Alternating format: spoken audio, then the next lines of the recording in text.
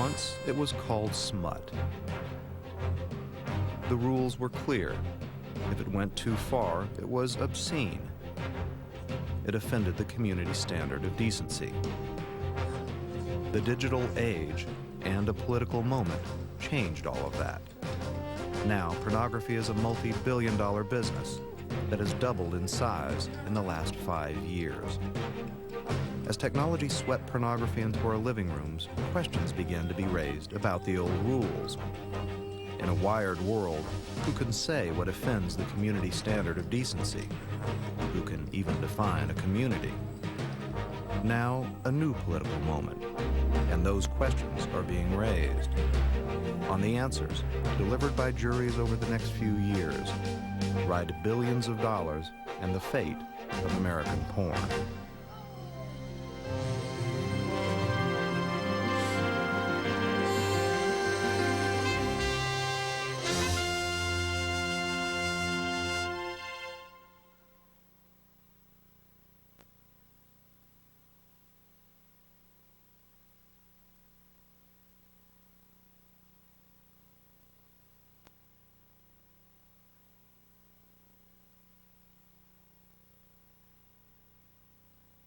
This is how it starts. Okay, I'm just going to do a test on the 2 girls that Roy bought. It should be 5 minutes. I don't know what this guy does. He does nothing. He's always there. I can't get a f***ing coffee when I want one. Clive McLean's at the top of his game. Everybody else seems to have coffees in their hand. His game is pornography. So this is a couple of new ladies who've never been shot before. They're here for the first time. I'm going to do a half a roll of film on these kids here. They're in their late teens, brought to Los Angeles, discovered by one of Clive's talent scouts. He's a talent scout, exactly. I never thought of you as a talent scout, Roy. You don't mind the cameras? Sweet trick. Are you nervous? Who can make I am. Clive says there's no shortage of fresh young talent eager to break into this business. Now's as good a time as any. Whoops! Now's as good a time as any. If you put yourself in their position, I mean, I'd be pretty nervous, wouldn't you? Would you take off your clothes, sir, right away? Well, no. However, she doesn't look too nervous. So based on that, okay, look at me, Marianne. You know why we do that? That's great. Swing your all the way out toward me, all the way out. 18-year-old Marianne dreams of stardom like that, up. in Clive's signature video series, Barely Legal. Here's the Barely Legal series. Okay, this is the one I direct. It's the biggest selling series in America. It's 5 separate stories within the 2-hour video. And each of the stories is obviously a girl. It's about a girl's usually first experience. Dear Barely Legal, I was a naughty 18-year-old, and I knew that well. I went to see an artist who wanted nude models for his paintings. The arithmetic of American porn is staggering. It costs $55,000 to make Barely Legal. Unbelievable numbers. You know, like 35, 40,000 videos is a top seller because about 50% go to rent. They sell for $39.95 a copy. And now we're on Barely Legal 15. So far, Barely Legal has turned a profit of close to $10 million. Woman, she's a girl. The most beautiful Great. star. So I can get Autumn, little smiles. the other newcomer, might be right for a role in Barely Legal number 16. Okay, now stick your bottom out toward me. Make me Got it. believe it's Perfecto. a beautiful world. He ought to do a Barely Legal video, you know what I mean, together. Is that how it works? They're thinking about it. Autumn came to L.A. with her husband, Randy. They seem ready, able, and more or less willing. I'm not real comfortable with girl-boy, but I'll do girl-girl, I'll do single girl. It's just, I don't know what I'm comfortable with. It's all new to me. I gotta see as I go along. Feels good, you know, I like watching it, like seeing her naked, you know, so. One with the more shapely hips, the second one, I think is absolutely a yes. She's not really sure about video yet, but she's great for the magazine, I can see that. In the end, Autumn agreed to make a video. A month later, she and Randy returned to L.A. Clive rented this house to shoot what's known as a girl-girl for Barely Legal number 16. We have a girl this morning in the jacuzzi. Fucking Love for sale. And we're This morning, Autumn will earn $1,000 to have oral sex with this woman. A session like this can create a stunning array of pornographic products, You lean into each other a little bit. Good. pictures for the internet, Well, that was innocent. and more pictures for magazines. Virgin-like look, then. Clive will shoot the video with what's known as a hot camera and a cold There's camera. one camera there, there's one camera here, so obviously something like that will allow me to do some nice soft stuff from over there. The hot camera scenes are explicit for the XXX version. I need light in there, guys. I'm suffering here. Who's prepared to pay The cold camera scenes are less explicit. They'll end up on softcore cable channels and in some hotel chains. Keep moving, don't hold still for this thing. In the adult entertainment industry, it might be called vertical integration. Cut. It's a f***ing masterpiece. 120 minutes. Yeah. Okay, I can get up and walk off. Just literally walk off to your left. Don't worry. Clive will shoot 4 more scenes before Barely Legal number 16 is a wrap. Barely Legal is one of the many revenue streams flowing into an enterprise headquartered in the heart of Hollywood. Larry Flynt Publications.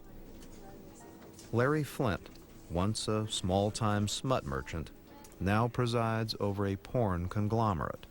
We're into plain old vanilla sex, you know. Vanilla sex. Vanilla sex. He puts its worth at nearly $400 million, and there are at least a half-dozen other porn producers in this league.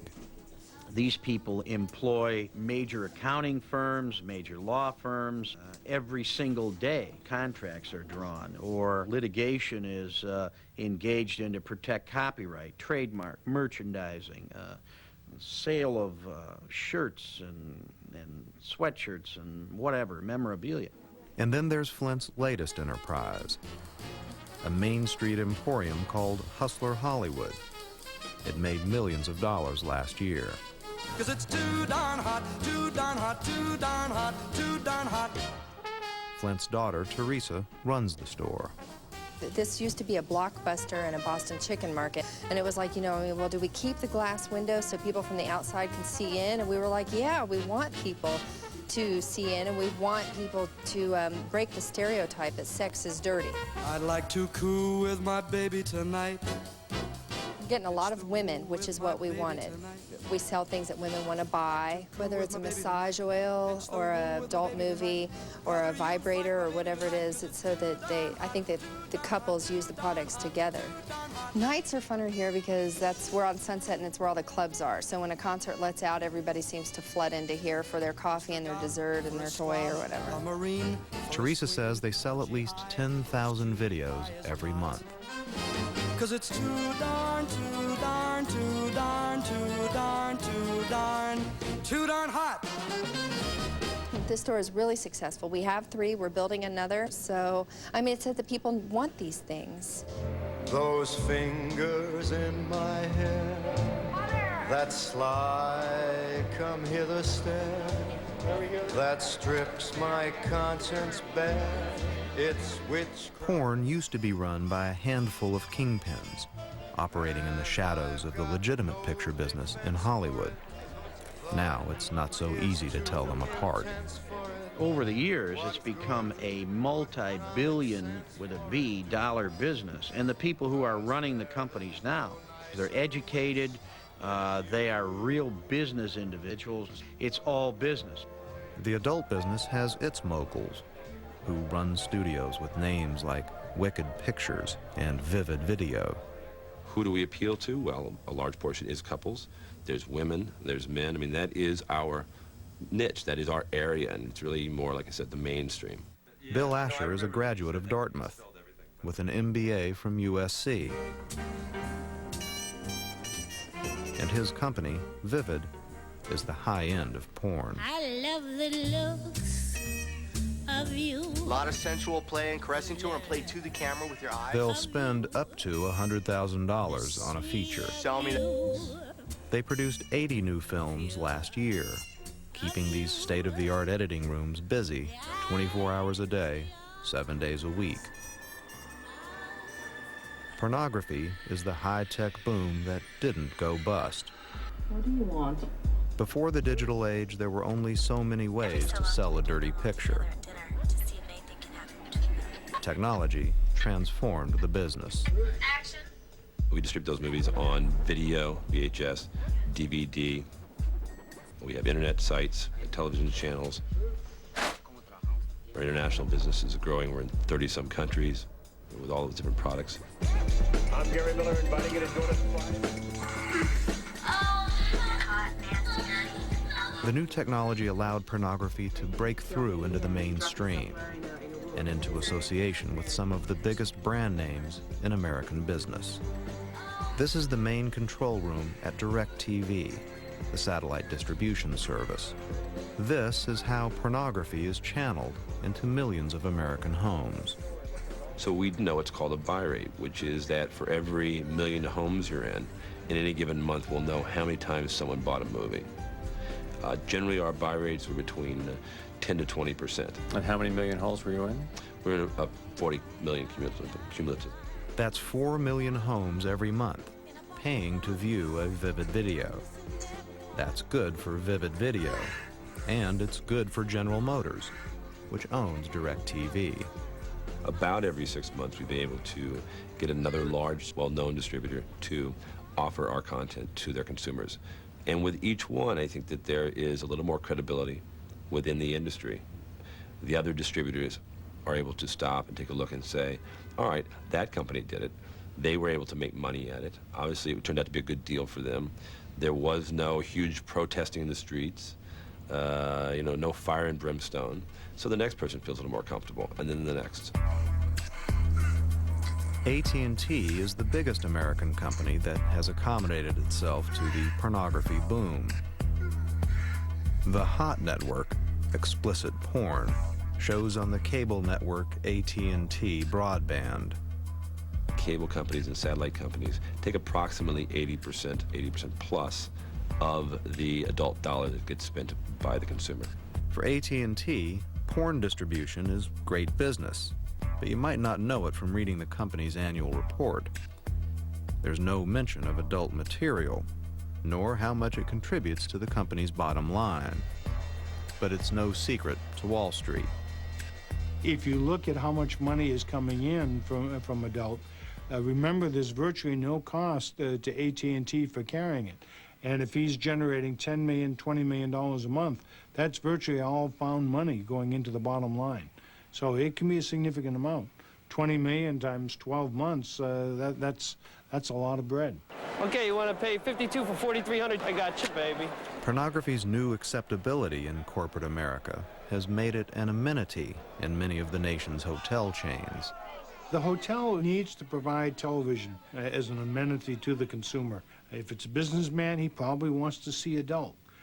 So this is a way of keeping that consumer happy. It's an offering, much like in a hotel. There will be bars that serve alcohol, and that's not to say that we condone drinking or that we should judge people whether or not they want to drink alcohol, but it is there as a convenience, it is there as an offering to guests who wish to do it, for guests who wish to watch this material. The major chains, Hilton, Westin, and Marriott, all offer porn in their rooms, delivered to the hotel by one of two major distribution companies, LodgeNet or On Command Video. If you're LodgeNet or On Command, you go to the hotel operator and you make a deal where you agree to put in the equipment, including in many cases the TV set. The consumer orders a movie. They will get billed on their hotel bill to $8.95 for an adult movie. Some analysts say these movies make more money for the hotel chains than all the alcohol and snacks in the minibar. So the 5% or the 10% of revenue that the hotel chain gets, that's pure profit to him because they have no cost. They didn't put in the wiring system. They didn't supply the programming. It's a happy alliance for both sides of the business equation. For the mainstream companies, easy money. For the porn industry, a protective layer of legitimacy. The mainstream companies help legitimize what we're doing. They tell America that by definition, if this company, this large company that you respect, is distributing this, obviously there's demand for it. I think that is what has helped us. is that in the past it was always, people talk about how big is the adult industry. And people would say, oh, it's huge. But I think that the average person said, well, that's a lot of hype. There really isn't that much interest in this product. Or it's a very small segment of people who really buy this product. I think once they start hearing large companies are distributing it, they start to realize that there must be demand for this. This must be normal. I shouldn't feel odd because I enjoy it. The desire to have men touch me, love me. If pornography is compatible with the hotel, cable, and satellite businesses, it might have been made for the internet. Take the relationship of porn and the giant search engine, Yahoo. I think what Yahoo did was go one step beyond and say, okay, my customers want to see sex. I'll make it easier for them and I'll categorize it. Here's bestiality, here's whips and chains, here's whatever. Yahoo made money, lots of it, selling ads and links to porno websites. When Yahoo first launched, getting a site listed, even a commercial business site, was free. Nowadays, it costs $200 to get a website listed, unless you're an adult website, in which case they charge $600. One of the earliest advertisers was Danny's hard drive. Danny Ash is the CEO. I was obsessed with the computer. I thought, I want to become a computer programmer. It was like the proverbial light bulb going off. I knew what I had to do, and I said, I got to have one of these now. She got one, and last year she made $8 million. This is Danny. But Danny is more than a CEO. Once she takes off her clothes, she's the main attraction. I'm a bit of a geek, yeah. I'm a geek with big breasts, yes. Danny, a former stripper, holds the Guinness World Record as the most downloaded woman on the web. Yeah, I'm afraid. Danny's niche is what is known as softcore.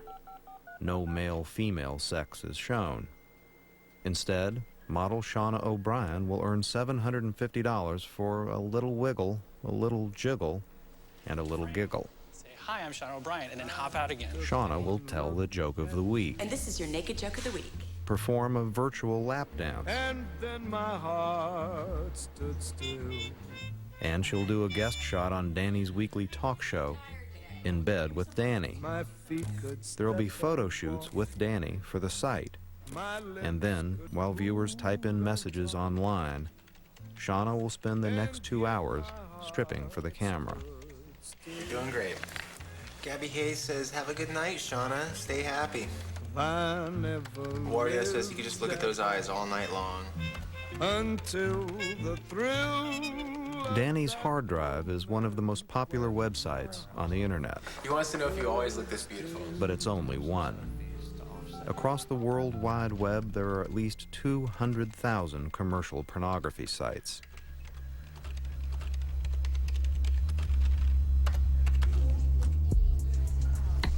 This is the golden age of porn, but the porn king, Larry Flynt, knows that in the recent past, people like him were hunted down by the law.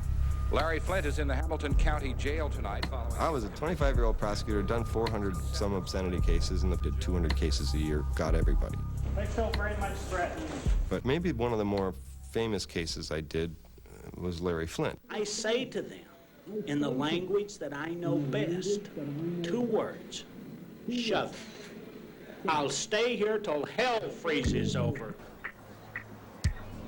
In the 70s, pornography was the hardcore stuff. Everybody knew it was sleazy because it looked sleazy. It was in downtown back alley, dirty bookstores. The cops had to wear plastic bags on their shoes to go into there, and the peep shows were full of diseases, and it was just awful.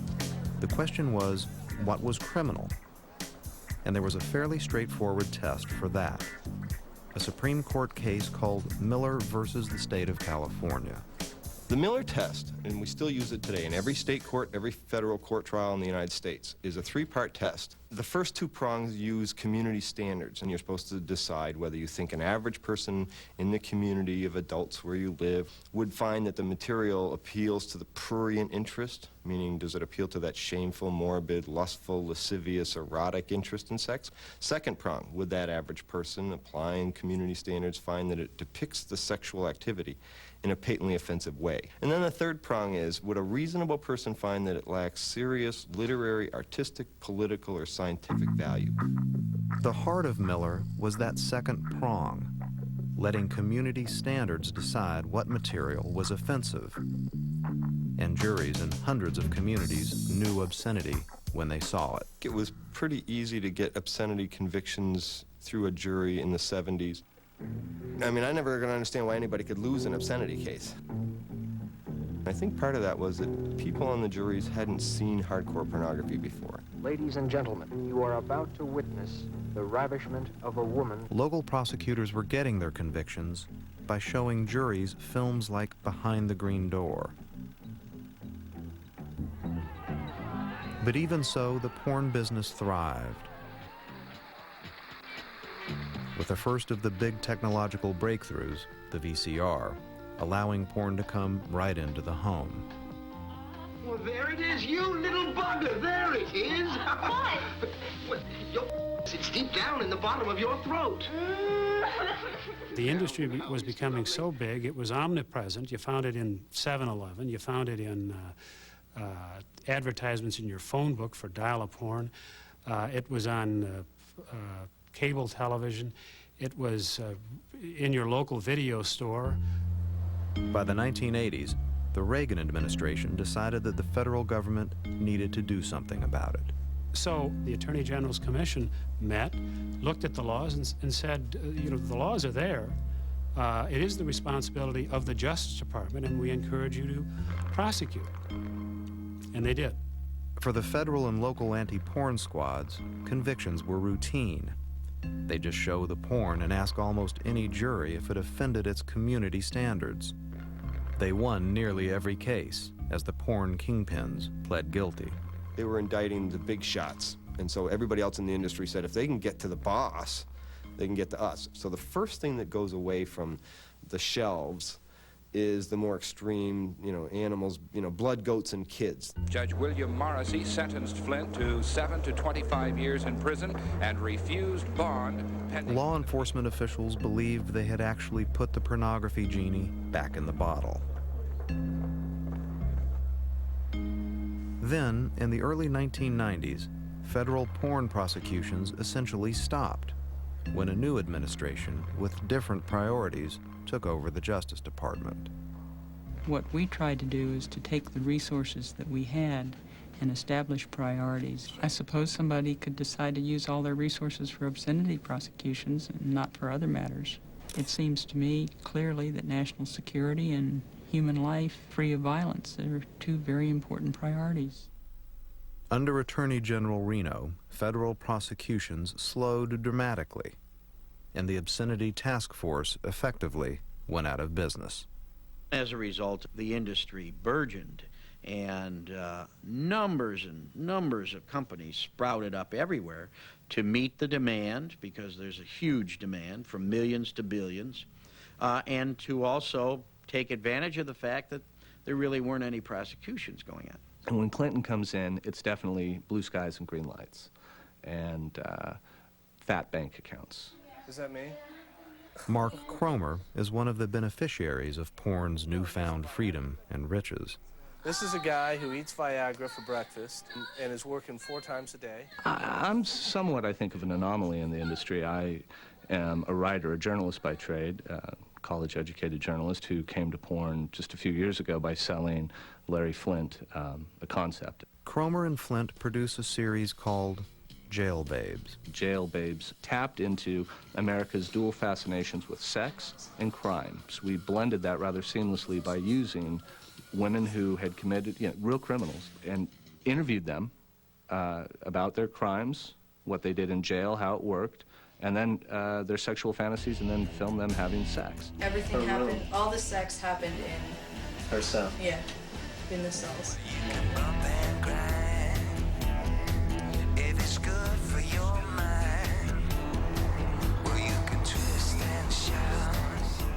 As the adult business flourished in the 90s, Many of the new pornographers arose from the Hollywood culture itself. Each fund is 6. One of the industry's new millionaires is Adam Glasser. I went to high school with Rob Lowe, Robert Downey Jr., Sean Penn, Chris Penn, Holly Robinson, Charlie Sheen, Emilio Estevez. They all went to my high school. So I'd visit sets, and I mean, you know, cameras this big and lights that you had to have cranes operate and crews in the hundreds to make a movie. Forget about it.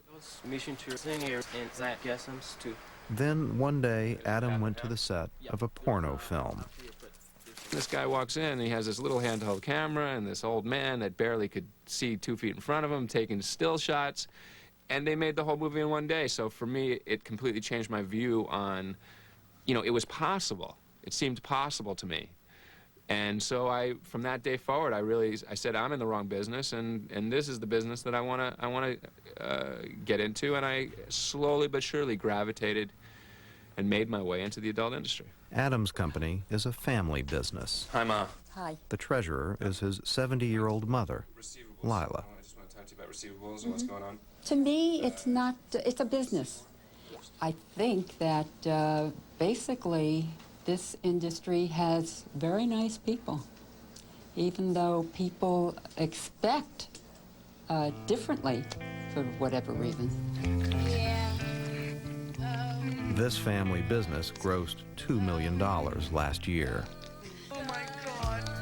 All over the San Fernando Valley, on the outskirts of LA, young Larry Flynt wannabes made millions by taking sex to the outer limits. It's understood that Hollywood sells Californication.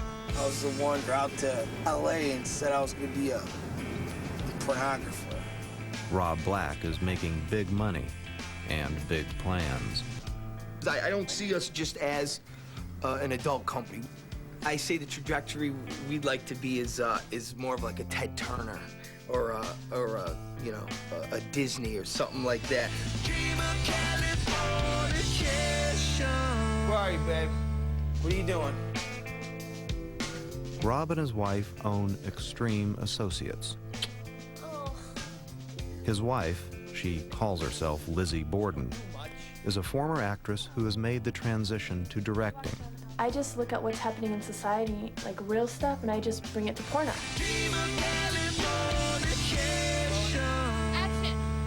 Lizzie and Rob are low-budget filmmakers. This film, about the rape of a woman whose car breaks down, cost about $20,000 to make. They'll earn tens of thousands of dollars in profit. Yeah, grab her by the... Rob and Lizzie try to make 2 films a week. I don't shoot the lovey-dovey porno that you watch all the time. This is for people who watch porno all the time and they're sick of the husband and the wife making love with candles. This is for if you want to porno with your old lady and you're watching it and you're getting into it, and it's hot, steamy sex that you're like, after you get done, you feel like you just like the drugs. Like, yeah. Lizzie and Rob have their own website. They sell videos and memberships for $29.95. It's pretty rough stuff, but in the sexual cornucopia of the internet, it's just another website. Internet sex shoppers can browse sites featuring sex with pregnant women, Asian bondage, foot worship, bestiality. Fetishism is the growth market. In the adult industry, it's not odd to have, you know, quite a few internet sites with everything from different, you know, fetishes aimed at different markets, if you will. How important it is to us? It's approximately 25 to 30% of our business right now. The key to it is that it's the growth area. You know, it's the thing that's taking off. The internet, more than any other technology, inhibits obscenity prosecutions because it fractures the very idea of what a community is. Has a world that offers home-delivered fetishes lost its capacity to be offended? Or is it that obscenity in the digital age has just not been put to the test? I think that the porn industry today, the hardcore porn syndicate, has been blessed by history in two ways. One is that they just happened to hit the internet when it was exploding. And if there had been continued federal prosecutions, you wouldn't see the internet presence of the porn syndicate as big as it is today. But the combination of the industry's willingness to go on the web in a big way and the prosecutors not, indicting them for that, it allowed it to explode beyond anybody's imagination, I think. It was just that fluke. This is the Los Angeles Convention Center, the city's favorite place to see the newest boats and cars. This year, it's home to the city's premier porn event, Erotica, LA.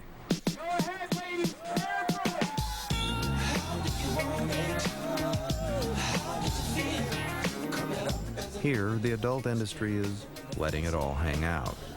Consumers willing to pay $15 can see the latest sex toys, meet a porn star, or buy a video. 5 years ago, this event didn't exist.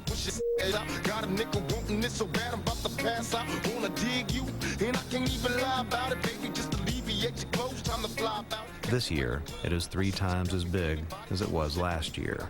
I recommend running at low speed, a lot of lube. Do not harm yourself with these. Yeah. This is live right now from Newport Beach. Booby shots or? It's proof, the leaders of the adult business say, that their business is demand-driven. Millions and millions of Americans want pornography and spend billions for it. I interest you in a transsexual magazine. No, okay. Why? Because we want it. We want porn. We want lots of it. We want it on demand. The internet is fueling our ability to have it on demand. And nobody can stop that now. Well, I think we're at this really kind of interesting time where we still have this real undercurrent of conservatism and the fact that, ooh, sex is taboo and, ooh, it's forbidden, yet it's available. So we're feeling like, ooh, we can't have it, but it's available. And what you've got is a billion-dollar industry.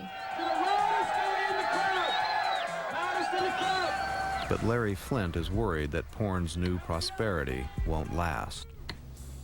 Within the last year, he cast his experienced eye toward the horizon, and what he beheld wasn't a blue sky. Take a good look at number 9 there. It was the Republican administration of George W. Bush and a new Justice Department. What's going on there? Flynt knows that zealous prosecutors are bad for business. It's just, it's a little peeker. I think they sort of know that, this President Bush, George W. Bush, and Attorney General Ashcroft, I mean, they're about as serious as a heart attack. After Attorney General Ashcroft was confirmed, one of his first meetings was with former prosecutors and other anti-porn advocates. I was present at a meeting with the Attorney General, and they did ask for our input, and so we did write up, examples of the kinds of cases we did in the past, some of the trial tactics and investigative methods that have been used, by prosecutors around the country. I'm crazy about number 3. I think there'll be a big surprise next year. In early September, the Attorney General was preparing a major assault on porn. Then the events of September 11th changed all that. The feds are off Larry Flynt's case, at least for now. But the U.S. Supreme Court has heard 2 porn-related cases this session. And there's a new anti-porn case in the industry's backyard, Los Angeles, that has captured the attention of the kingpins. We try to see what the community will accept as a yardstick, because that's really where the law kicks in. And so I think the common sense part is, I'm a regular gal, I look at a video, I see, whoa, that's very extreme, and I don't think the community will accept it. But Larry Flynt and the other porn producers are betting billions that the community standards have shifted. You can now see on television material just as explicit as we was publishing in Hustler in 1974. With the cable network, Sex and the City, the last 2 episodes I've seen dealt with female ejaculation and jobs, if you know what job is that's called analingus. Are we talking tuchus lingus? I'm afraid so. How did this happen? How did they get the message that the is now on the menu? I bet there's one loudmouth guy who found some woman who loved it and told everybody, women love this. Who is this guy? You can't get any more extreme, in a sense, in talking about the sexual acts and making them part of everyday women's daily lives. Sting that I get after he canes me lasts. But it is the very mainstreaming of sexual content on cable that is forcing some pornographers to try to go even further. Over at Extreme Associates, Rob Black and Lizzie Borden are determined to test the limits. We're known for all the taboo stuff that everyone said you can't do, and we do it, and we sell it, and people are entertained because people are bored with the other stuff. You're supposed to do the scare thing, but... Today, they're shooting the box cover for Lizzie's new feature. I like that. A girl being kidnapped, being forced to have sex against her will. Lizzie's newest film breaks many of even porn's taboos. Being butchered at the end and spit on. She's being degraded. The actress, Veronica Kane, apparently doesn't know exactly what she's in for. Go with the flow, all right? Let happen what's gonna happen. She's like one of my best friends. And you're about to put her through... Hell. Why? Are we ready to do this? Yeah, Lizzie and I are going to shoot it twice, okay? Yeah, that's fine. She knows me. She's my best friend. I know she can take it. And at the end, I give her a hug. I take her out to dinner. We go shopping. Is she going to take a beating? A real beating? Yeah. She's really going to get hit. She likes it. It's good. Sometimes it makes you more horny when you're getting hit. Makes you more like... It makes you, you know, more tingly down in your genital area. Rolling. Action! Yeah, get this.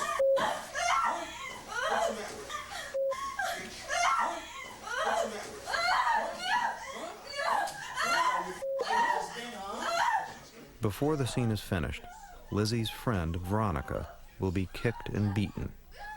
She will have oral, vaginal, and anal sex with each of these actors. Then they will pretend to cut her throat and leave her for dead in a pool of blood. Because I'm a female director, and it's easy for me to be like, oh, come on, do it, you know? And not just a man. If a guy asks, they're like, oh, he's a pervert.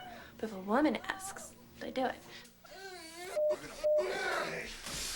We were here because this is one of the places where porn is now regularly pushing the limits. But this was more than we bargained for. And while it appeared that what was happening was legally consensual, we left. The incident, though, caused us to wonder not just about the content, but about the human cost. A cost that even porn producers see every day. And it never ceases to amaze me what these women are willing to do for money. I mean, why do you have a 19-year-old girl having sex with multiple partners 3, 4, 5 days a week? So how's that work with braces? What? Well, you know. Well, she works 3 days a week, and she's making $1,000 a shoot, which some of these girls get $1,000 for a straight boy-girl scene. $1,500 for if they do anal. So you're 18 years old, and you just made $4,500 in a week. That's what I made, I think, all year when I was 18, right? This is the set of another Extreme Associates production, Porno Boot Camp, where young actresses are being taught the ropes about hardcore. How old are you? I'm 21, sir. Maybe they just do girl-girl to start. But what happens is a demand builds for them to see them do a boy-girl. So then their price goes up because they haven't done boy-girl. So then they do boy-girl. So they start parceling out what they'll do. They go slow at first. You know, everything's just been like mild, like routine guy-girl type of thing, or girl-girl. They don't do anal. So then the demand builds for that because that producer wants that first box cover that says her first on-screen anal, right? So her price for that goes up. I'm scared. I'm slightly nervous because I haven't ever done anal before. So, well, I've actually tried it, but it was like horrible. So why now? Honestly, for the money. But after a while, then she starts doing anal a lot, price goes down. Have you ever been in your ass? No! And you plan to get in your ass by 6 guys? Yes! Sir. Do you tell the guy of your dreams, or the girl of your dreams for that matter, that you've had sex with about 685 people, maybe 800 people? You're not sure. You know what, you can only figure you do 2 scenes of tape and you did 300 tapes, right? You know, some sort of arithmetic like that. That's a killer. Let's see you bend over and touch your toes. Veronica Kane was the actress beaten in that film made by Lizzie Borden. She has lasted 3 years in the porn business. She says she'll know Mr. Right when she sees him. The individual has to be open and intelligent and understanding enough to realize that this is a business and that it was something fun for me to do, and it was a part of my life, and you know, I'm not ashamed of it. You guys are going to do everything your drill instructors asked you to do today, right? Sir, yes! If you want to know what I think the dirty little secret of the industry is, they're mannequins. And if you're not going to do it, she will. And if she won't do it, he will. And, you know, I mean, it's just, they come and go. The recruits are vying for a $10,000 prize from Rob Black. The winner will be judged as the one who was most enthusiastic about 2 days of various sex acts performed in front of the camera. The tape will sell for $29.95. When I was a child, my stepfather was an alcoholic.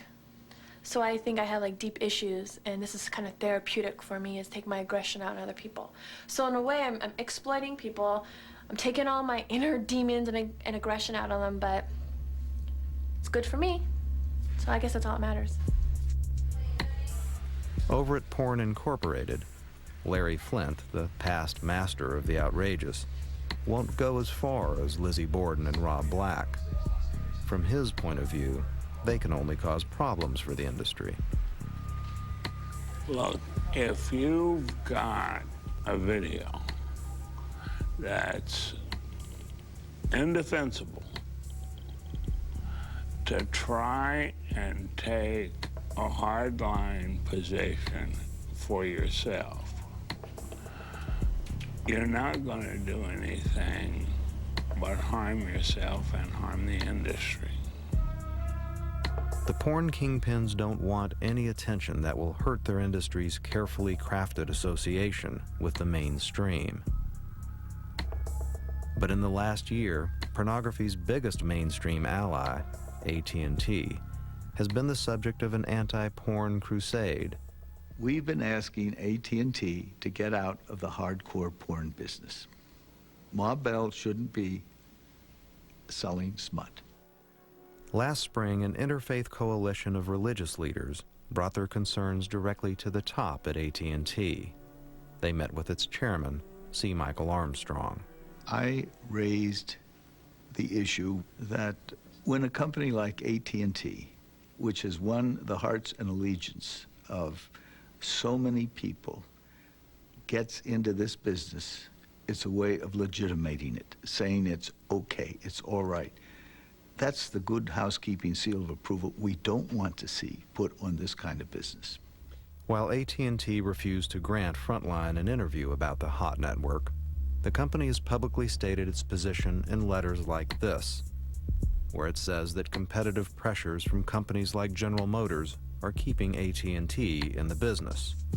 We didn't think that the arguments we heard were persuasive. One point that was alleged to us is that GM was in the same business, and they had to keep up with GM. Also, AT&T's representatives at this meeting indicated that there are some worse things out there, but I think there was a concession made that what they have is pretty raw. AT&T Broadband has only gotten bigger with its pending $72 billion merger with cable competitor Comcast. The new AT&T Comcast Corporation would be the nation's biggest cable outfit, and with C. Michael Armstrong in charge for now, it will be porn's biggest pipeline. They can give all the excuses in the world. The chairman of AT&T knows if he's selling hardcore pornography, he's a pornographer. And if that's his pornography, if he's made a deal for it, if he's not just the carrier, if he's in the business, then he's in the business. Besides this attack on AT&T broadband, other crusaders have joined the assault on the corporate collaborators. Some turned their attention to Yahoo after the giant search engine announced that it was opening a virtual sex shop where millions of users could buy hardcore videos and DVDs. The assault began. One more mainstream company was now going to violate federal obscenity laws.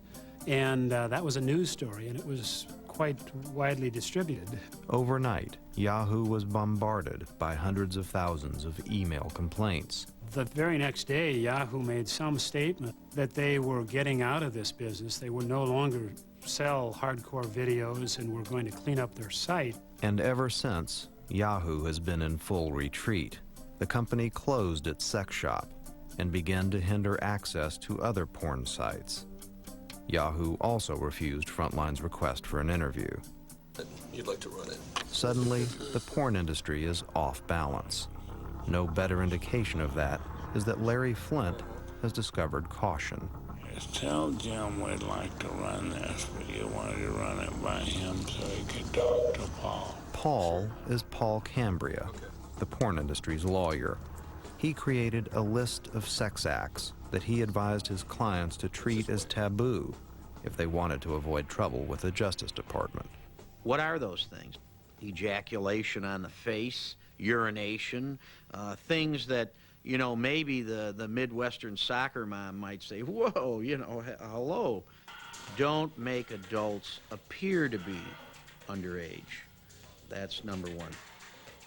These so-called bukkake films, an Asian variety of film where 25 men ejaculate on a woman.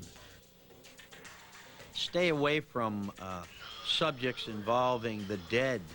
Stay away from subjects involving religion. It's called the Cambria List, and all the major porn producers have agreed to follow it. It's a bunch of rich guys running scared. It's a bunch of guys who were maybe rebels in the 70s and 80s that don't want to fight anymore. They want to take their chips out of the bank and cash them in and go home and play golf. But prosecutions are happening. In LA, city attorneys are about to bring the first obscenity case since 1993 before a jury. Attorneys for the city will find out whether community standards meet the prosecution's test for obscenity. I have an acronym for it, and I memorize it through that. It's called CURB FHP. And what the C stands for is children involved. The U is for urination or defecation in conjunction with sex acts. The R is for rape scenes. The B is for bestiality. The F is for fisting or foot insertion. The H is for homicide or dismemberment in conjunction with a sex act. And the P is for pain, for severe infliction of pain. So those are the 7 general categories that we prosecute. The newest case, scheduled for trial in Los Angeles in February 2002, starts with an F for fisting. The defendants are Adam Glasser. Okay, and what about Golden Goose? And his mom, Lila. About 49,000. It happened December 22nd. I got a phone call about 8:15 from my mom, basically telling me that police were there with a search warrant. Okay. Bye, Mom. Bye-bye. Lila's son produces in a very lucrative niche of the adult market, anal films. Early in his career, he decided to change his name from Adam Glasser to Seymour Butts. At the heart of his case is the argument about whether at this moment, this content is now acceptable to the community. Why you? Why me? I released a movie with a scene that depicts women inserting their hands inside of one another. Around. It's when you punch through. Yeah, that's girl power. For the last 10 years, movies have been shot where multiple digits have been inserted into women and or men in gay movies. But for some reason, when you put a thumb in, it is called fisting, and that seems to be a problem with the LA City Attorney. Los Angeles Deputy City Attorney Sanchez will show Adam Glasser's fisting tape, Tampa Tushy Fest, to the jury. Somebody has to stand up for the community. I have to at least allow them to see, this is what's going on. Oh, wow. You got it, just like I put him in. Wait till I think. Do you think that this is acceptable to your community? I'm just a representative of the city. Take one out and then the other one, okay? I think my job is a presenter. A community look at what's out there. Community, is this acceptable to you? And if a jury tells me yes, then so be it. If they tell me no, then let's see where that really goes. Ashcroft says, well, that... There is a gathering sense even within the industry that one way or another, pornography is bound for a reckoning. They hate it all. They're looking for their easiest targets. They're edgier, more provocative filmmakers, and they're going to hold those up as the examples of pornography. Pornographers insist that they're engaged in protected adult expression. That's endorsed by the public every day at the cash register. That ultimately the people have spoken, that they like adult content, that they're comfortable with it, and that, you know, they don't want the government coming in and dictating what they do and don't want. But prosecutors are betting that if the new hardcore pornography is actually put before the community, the old standards will apply. Hardcore pornography, penetration clearly visible, was the standard 30 years ago. It's still the standard today. Prosecutors insist that even in the digital age, there is such a thing as obscenity, and that a community will know it when it sees it.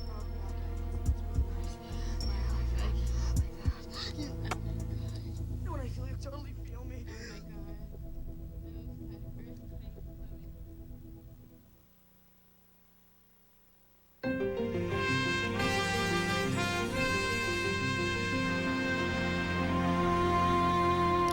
For more on this report, go to our website. Take a closer look at the pending Supreme Court cases. See how you would have voted in a recent obscenity trial compared to the jurors. Study the politics of porn in Congress. Explore why people are drawn to pornography. Get details on porn and mainstream companies. And watch this whole report on our website. Or find out here if your local station is re-airing this program and when. Then join the discussion at PBS Online, pbs.org. Or write an email to frontline@pbs.org.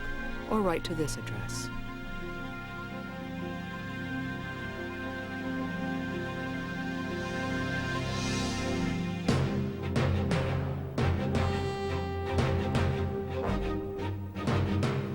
Next time on Frontline, fat.